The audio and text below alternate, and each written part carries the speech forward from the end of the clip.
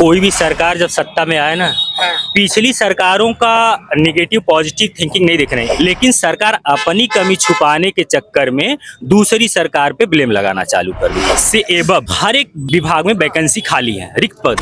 नमस्कार दोस्तों, देश में राजनीतिक पार्टियां आती हैं जाती हैं, वादा होता है। हर पार्टी अपना अपना मैनिफेस्टो चुनाव के समय जनता के सामने रखती हैं। हम ये करेंगे, हम वो करेंगे, हम ये कर चुके हैं। कहीं ना कहीं ये मैनिफेस्टो लगातार हर पार्टियां अपनी अपनी जनता के बीच में रखती हैं, और उस पे कितना काम होता है, कितना वो धरातल पे वो कार्य लागू होता है। मैं यहाँ पे लखनऊ में मौजूद हूँ। बात करेंगे लोगों से कि राजनीतिक पार्टियां जो चुनाव एक लॉलीपॉप कहा जाए जो देती हैं, वो सत्य कितना होता है। क्या कहना, क्या नाम हुआ भाई साहब आपका? मेरा योगेंद्र कुमार नाम है। योगेंद्र जी, ये बताइए कि जो राजनीतिक पार्टियां, कोई भी पार्टियां जो जनता को पीछे 75 साल से या मोदी जी की 10 साल के कार्यकाल को लगभग दे लें, तो जो धरातल पे वो वादे कितने लागू होते हैं? देखिए, कोई भी सरकार जब सत्ता में आए ना, पिछली सरकारों का निगेटिव पॉजिटिव थिंकिंग नहीं देख रहे हैं। आप आए हैं, जनता को जिस मुद्दे के बिहेव पे आप आए हैं, उसी मुद्दे पे बात करके उसी मुद्दे पे काम करना चाहिए। लेकिन सरकार अपनी कमी छुपाने के चक्कर में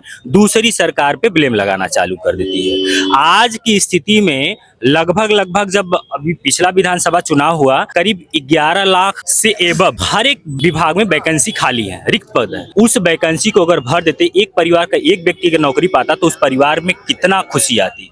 उस परिवार के बच्चे पढ़ते, एजुकेशन सिस्टम उस घर का सुधर जाता, उस घर का रहन सहन सुधर जाता। लेकिन सरकारें क्या करती हैं, जितनी भी वैकेंसियां हैं, अभी देख लीजिए, अभी 7 साल इस सरकार को बीत गया। कोई भी सरकार हो, वैकेंसी जितनी है उतनी आनी चाहिए। लेकिन लोग जिससे बीच में कह रहे थे कि 5 किलो राशन दे रहे हैं, हम गरीबों के हित की बात कर रहे हैं। आप तो आंकड़ा खुद ही बता दे रहे हैं साहब कि हमारा देश, हमारा प्रदेश कितना गरीब है जी, कितना गरीब है।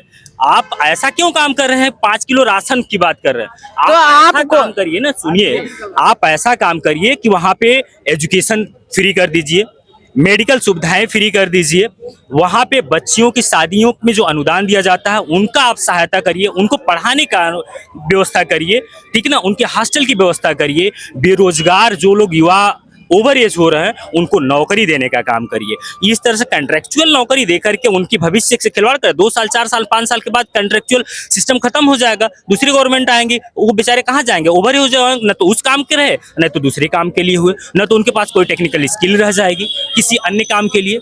ये 2014 में जो नरेंद्र मोदी जी सत्ता में आए थे, तो जो इनके वादे थे, क्या वो वादे जमीनी पे लागू हुए, धरातल पे लागू हो पाए? भैया ये सच्चाई कितने, मोदी सरकार अपने किन वादों पे जमीन पे उतर पाई? अब मैं क्या कहूँ सरकार को, चाहे सेंट्रल हो चाहे स्टेट की हो, वो जो कहते हैं अगर वो किए होते तो जो सेंट्रल की चीजें थी जो कांग्रेस ने बनाया था वो बिका नहीं होता। क्या क्या चीजें बिक गई? रेल बिक गया, भेल बिक गया, सेल बिक गया, LIC बिक गई, मतलब इतनी सारी चीजें बेच दी गई, हाईवे तक बेचने तक की बात आ गई।